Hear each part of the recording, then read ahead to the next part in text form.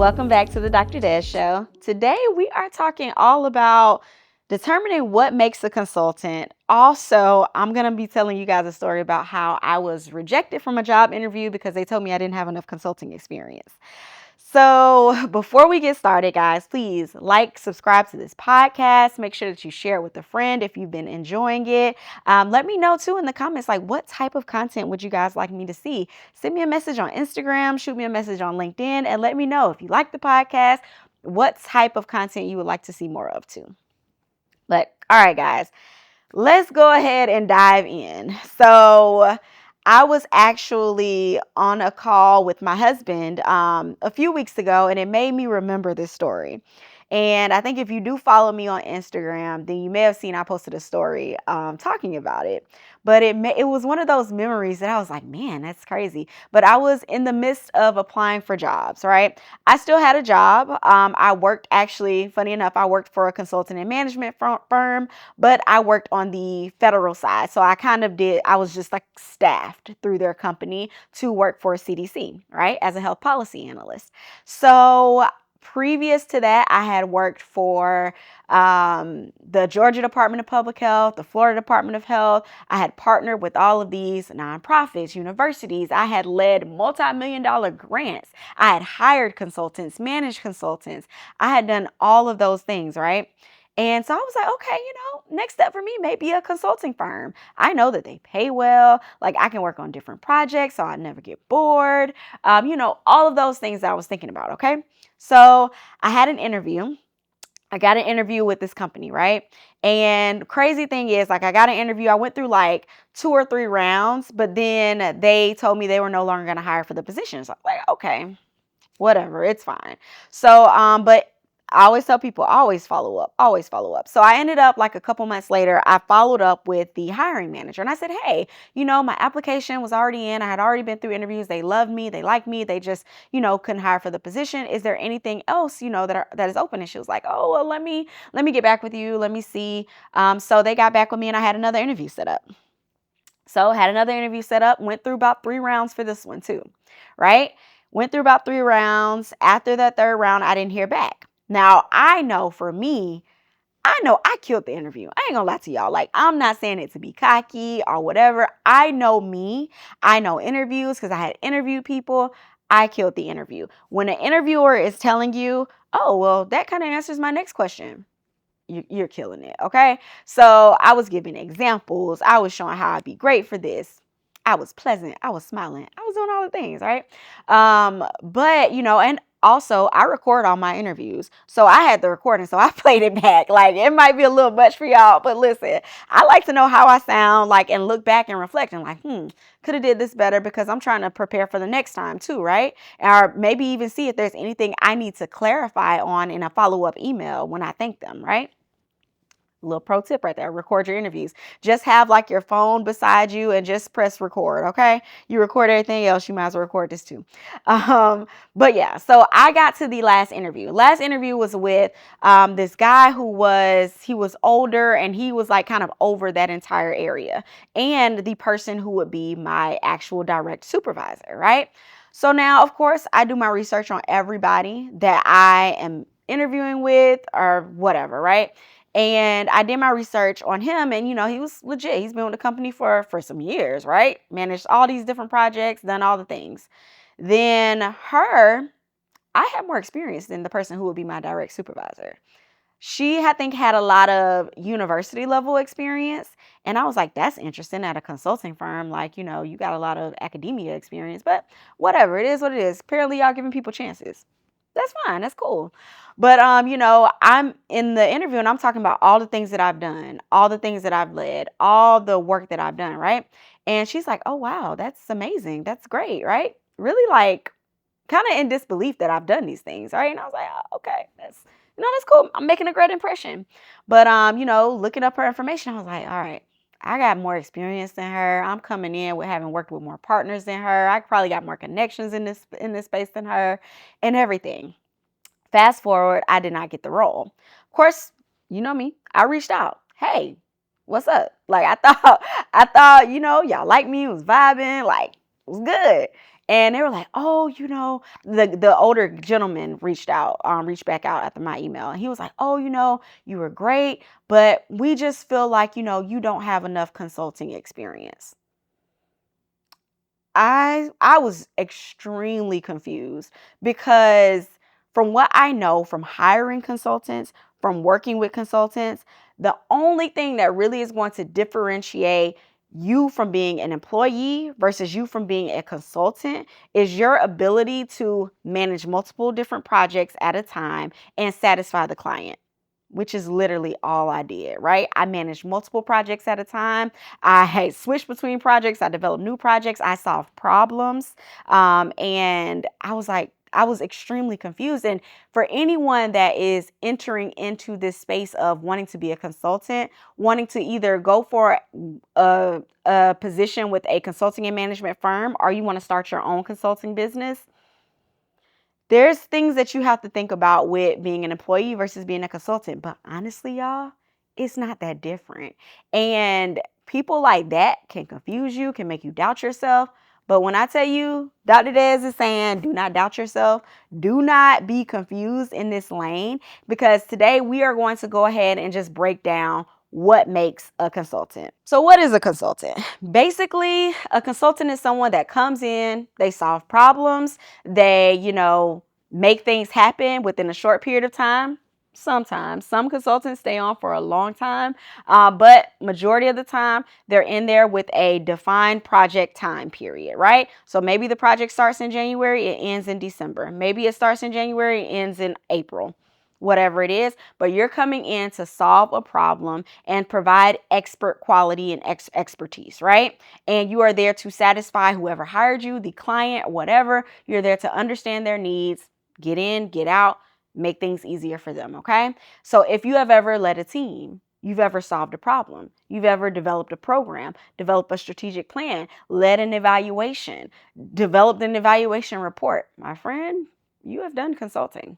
You have done it. And I really want to stress to not let the title of consultant intimidate you, because it can be intimidating, right? But it's only a word, and literally it just means that you are there to solve a problem. Literally, that's all it means. And the thing about it is, you just need some expertise, okay? Now, if you're listening to this and you're a recent graduate, I love that you are listening. If you are already working in the career field, whether you're at the health department, you are at, a nonprofit, whatever, my friend, I'm talking to you, okay? I always tell people there is no defined time limit on being a consultant. However, I always recommend you have at least 5 years of experience if you are going to be a consultant. And that is 5 years of direct work experience. Not 5 years of, oh, I've been in school and I've done school projects. No, because as a consultant, they want you there for a good time, not a long time. All right. They want you to get in, solve the problem, and get out. All right. Many times. Sometimes they may keep you on, and it's different types of relationships you can have, but majority of the time, that's what it is. All right. Now, why do I say at least 5 years of experience? I say that because after 5 years of doing the same thing day in and day out, my friend, you probably have become somewhat of an expert in it. At 5 years of designing programs for state departments of health, for me, I became an expert at it. I was the go-to person for people who had questions and everything. This may not be true for everybody, but if you really love what you're doing and you really want to be good at what you're doing, then you're going to put in that extra work, right? And you're going to be the best. So always think back. What do people come to me for advice about?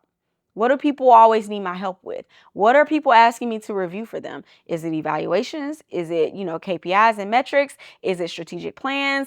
Is it program development plans, right? Is it grant applications? What is it that you are giving that advice to? That's what an organization will want you for as a consultant, okay? So literally, that is it, guys. Like, don't make it some far-fetched thing like, oh, I can't do this. No, you can do this. And that is kind of that first step of really just understanding what a consultant is and how your skills align with what a consultant is. I really want you to get out of your head when it comes to being a consultant. Literally, the only difference is as an employee, you have somebody that is telling you what to do. As a consultant, you are telling them what to do. Literally. And a lot of you guys, if you manage teams or you oversee projects, you're probably used to that anyways. You are the thought leader. You are providing that guidance. And even like when some consultants come in, you're kind of telling them what to do sometimes. I know I have. I've been in that position where I'm telling them exactly what I want done, right? So everybody kind of reports to somebody at some instance of being a consultant, right? You're still going to report, but at the end of the day, they're trusting you to get this done on your own terms, okay? And put your expertise and your spin on it. So get out of your head. It's really that simple. And all you have to do is start. All right. So I'm gonna grab my computer for this one because I got some little tips for y'all. Okay. I got some little tips, right? And y'all know, like, I love to write things down, keep things in my notes. All right. Just a few lessons that I had to learn the hard way that I want to let you all know so you don't have to learn them like I did. Okay. Number one, you don't need permission. All right. That job rejection that I got, that pushed me into building my consulting business, which I landed my first client, $40,000 contract within like a month of starting my consulting business while I was about 7 months pregnant.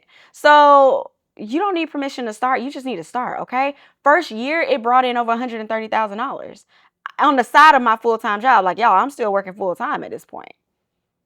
Who gave me permission? Who told me, Des, oh, you ready to be a consultant? Nobody. Des just went up there and said, okay, I can do this. I know I can do this. And I did it. And that's all you need is you just need, I tell people this all the time. If you are an entrepreneur or you want to be an entrepreneur in any type of way, you just need that little bit of delusion that you can do this. That little bit of delusion will take you very far. At this point in my life, I got big delusional dreams and they all gonna happen, okay? I'm just that delusional. But at the end of the day, like, I'm also surrounding myself with people who have made those dreams already come true. Like, and surrounding yourself doesn't have to look like, oh, I'm going to this event, I'm going to that event, I'm calling this person. Like, no, I was even listening to a podcast earlier this morning, and she was literally talking about how now she has $1 million months. And I said, $1 million in a month? What? This is the room I need to be in because what are you talking about? Like, how do I get that? Okay. And that's the thing. Like, are you around people who are helping you to see what's possible? Or are you standing around your same old, same old? Like, yeah, you around your public health colleagues, everybody talking down on the job market. They're doing all of these things. That's that mindset, right? That mindset is something different. Now, I just listened to a podcast where this woman's talking about making $1 million a month. That might be my goal next time, right? It is my goal at some point, get $1 million months, and I know I can do it because somebody else did it, and I know I can do it. I know I'm smart. I got the talent. I can do it. I need y'all to have that same delusion, okay? Believe in yourself, all right? Because it's going to carry you very far if you want to start consulting.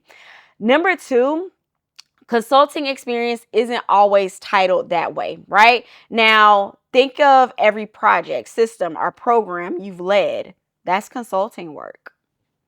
Plain as day. It's experience. It's equal to consulting work. All right. Now, the word that just popped in my head was gaslighting, but because I was like, that job kind of tried to gaslight me a little bit. Like, oh, you're not ready to be a consultant. When I'm like, I have years of experience doing this, years doing that. I literally work with the organizations that you all want to partner with or that you do partner with. But I don't have the experience. No, you don't get to dictate that for me. So now I was rejected from a job to be a consultant, but now I've helped thousands of people transition into being consultants. Hey, they don't control my story, okay? So, number three, gatekeeping is real. All right? Gatekeeping in public health in any type of field, it is real. All right? And I just want you guys to know that not everybody wants to help you. Not everybody wants to actually genuinely see you thrive, okay? And that's all right. Like, you're going to have haters. You're going to have whatever you want to call them. You will have them. And that's okay. They're going to come. Every time somebody like talks down on me or tries to say, oh, you're this blah, blah, blah, blah, blah. I say, I'm making it. I'm out here. People talk about me. Because you see how they talk about Beyonce? Listen, y'all, Beyonce that girl though. So I'm just saying, like, if people are talking about you and but you know you're a genuine person, you're doing things, you help people, but I got way more people that love me than people that don't. I got way more people that know I'm legit and that I help people get to where they want to be than people who don't. Majority of the time, the people who are talking trash, they don't even know me for real. 99% of the time, they don't know me. They don't know what I do. They never tried to know me. So it is what it is, okay? And just know too that, like, for me, I always think of rejection as redirection. All right? And or protection, right? God is protecting you from something when you get rejected. So every time I get rejected, like when I was younger, when I was just graduating college, I used to be a little bitter when I got rejected from things. I story time. I remember I got rejected from this job, right? Granted, I knew I was not going to get the job because I walked into the interview. This was like, I think I was still in my master's program. And I walked into the interview and all the questions they asked me after that interview, the only thought in my head was, dang, I didn't get this job because I sucked at that interview. I was terrible. And I knew that. But when I got the rejection, I was bitter. And y'all, listen, probably about 6 or 7 months later, I was at this conference, right? It was this like conference presentation, whatever. It was a conference. And I seen the hiring manager and guy that was over the organization. And he came up and talked to me. He was like, oh, your name sounds familiar. Immediately, I said, yeah, it sounds familiar because y'all interviewed me and didn't hire me. And I said, after I thought about it, I said, oh, that was awkward because he was like, oh, okay. I was like, all right, Des, you gotta tone it down a little bit. Don't say that. Like that could have been another opportunity for you to get another role or something else. But don't be bitter, y'all. Rejection is redirection, okay? Because like that job, honestly, if that job that I talked about earlier in this episode would have hired me, I honestly don't know where I would be right now. I honestly, the reviews that I've seen on them, the things that I know from people that worked with them and worked for them, I honestly probably would have quit in about 6, 7 months at the end of the day. Okay. Number 4, you can be your first client. Like your first client, like the way you phrase the having a first client is that, we're phrasing it by our experience that we have. Okay. When I got my first consulting client, did I ever have any other consulting clients before? No. Did I just leverage my expertise in the areas that I've worked in to show them why I would kill this project? Yes, I did. You don't have to have clients before. You don't have to be on somebody else's team to have clients. You can literally start with all your experience that you built, okay? And for my people that are listening and you have about 10, 20 years of experience, you should have been started consulting, okay? Stop questioning yourself and do it, all right? And number 5, surround yourself with people who get it. We just talked about this a little while ago, how that mindset is so important because if you're surrounding yourself with people who don't think they can do it, who've never done it before, then you're going to stay down. If you surround yourself with people who have done it before, who are continuing to do it, who are having success from it, who are having even the setbacks and the trials from it, you are going to grow so much because you are staying in that mindset. You are getting around people who get it, who have been there, done that, and who are going up. Like I said, I'm listening to people talk that make $1 million in a month. I'm nowhere near $1 million in a month. But do I want to be? Yes. Will I get there? Yes. Okay. And that is because I know that, hey, this is a long game. Like I'm not just sitting here like thinking like, oh, I'm playing in the small leagues. Like, no, this is big leagues and I'm moving and I'm growing. Like I used to always say like, okay, I just want to keep my consulting business as a side hustle because I'm like, I make good money as a side hustle. But one of the things I started to realize this year is that, Des, you got potential to really grow this thing, to really grow this consulting business and make it so you are not the only one working in your business, right? You have people that you call on when you need help for projects. have them lead certain projects, right? Let's look at other models that other consulting businesses are doing, right? I actually just purchased this book called The Firm, and it's about, if you ever heard of the company McKinsey Consulting, like big name company, been around for hundreds of years, like they do consulting and they do it well. I just purchased this book because I was like, let me learn how they set up their business. Like, let me learn what they're doing. Like, do I think I'll ever be as big as McKinsey? I don't know. Do I want to be? I don't know. But I want to know what they know. I want to know their strategies. I want to know how they did it. So if I do one day, I know the processes to build the foundation to set it up. Read some books, get in those rooms, and make things happen, okay? Because it's a big deal, all right, guys? So now, I know after this episode, y'all are like, I hate that it is. I need to go ahead and get this consulting business started off the ground. You do. You do. So I want to invite you to my free workshop. September 25th, I am hosting a free workshop called Building Your Public Health Consulting Business. This workshop is literally going to take you through all the steps to actually get started with building your business, whether you want to build it as a side hustle or you want to turn this into something that's full time. I'm going to tell you all the steps that you need to get started and get out there and start trying to land that first client. All right. So I definitely hope you all join me. All right. And if not, listen, at least join us in the Public Health Club, because you stayed to the end of this episode for a reason. And the Public Health Club is where careers grow and businesses thrive. And I don't just say that to say that. Like, if you've ever followed our Instagram, you followed our LinkedIn, you see all of these testimonials. Those are real. Those are not made up. Those are real. People are landing contracts, okay? People are getting like I think the last one that I seen that we posted, it was like 77,000 that someone made in a year on the side of their full-time job, just by applying to some of the contracts that we have inside the Public Health Club. So listen, the opportunities are there. There's a full list of consulting opportunities inside the club. If you're already consulting, you're like, it is. My business is already built. I just need more clients. Join the club, okay? So many consulting opportunities are there specifically for my public health professionals, and they are non-federal consulting opportunities. As I always tell people, if you want federal, you go to stam.gov.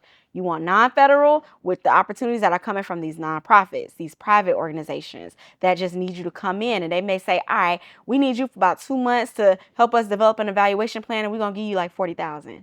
That's in the Public Health Club. So come on, join. I hope to see you guys there. I hope to see you guys on September 25th in the Building Your Public Health Consulting Business Workshop. But all right, you got this. Let's get it going.